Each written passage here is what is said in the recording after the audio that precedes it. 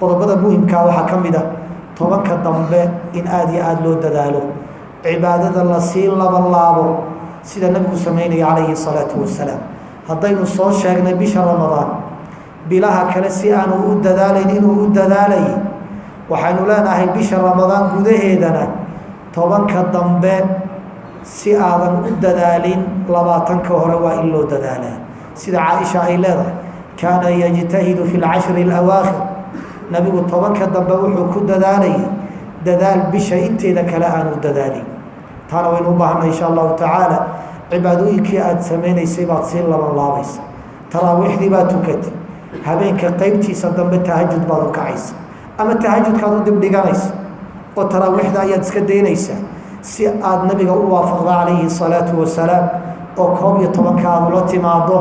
laakiin xilligaa fadliga badan ee dambe ee tahajudka ah oo ah xilligaa aada seexatay dabadeed in waxa weeye laga dhigo qur-aan akhriska in la labanlaabo, ictikaafka in lagu dadaalo oo sunnada ictikaafka in la nooleeyo.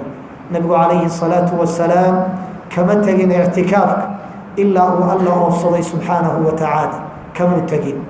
waa in masaajidada laga codsadaa dadka haya gooba inay diyaariyaan dadka ictikaafaya ay seexanayaan, sahaydaada iyo gobashaada aada soo qaadataa, suuliya la diyaariyaa, waxa weeye la iska kaashadaa oo xitaa dadka musalliinta ay ka qayb qaataan. ya waxaynu u baahannahay nin muxsina oo suuliyada hagaajiya.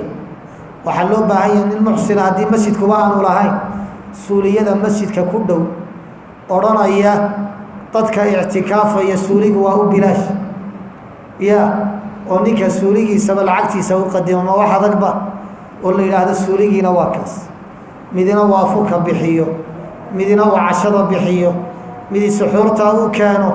waa waxyaabaha laynagu dhaafay. markaanu xaramka joognay, sacuudiga joognay, meel allaale meeshaad ku ictikaafto wax allaale waxaad u baahan tahay waa lagu keenay. suxuurtiiba halkaa lagu soo dhigay, hilib iyo digaag iyo waxaad u baahan tahay, wax allaale waxaad doontaad cunaysa. afurkiibaa kuu yaalla, cashadiibaa kuu yaalla, waa cun oo cad oo cibaadaysa. ya marka jaaniska noocaasana in laysu fududeeyo aada iyo aad bay muhim u tahay. ninkii ganacsanaya lahaa anigu jaanis ma hayo inuu xagga sadaqada xoogga saaro, midina sunnadii ictikaafka nooleeyo oo waxa weeye jaaniska uu ka faa'iiday. oo waxyaaba aynu u baahanay insha allahu tacaala in la iska kaashado.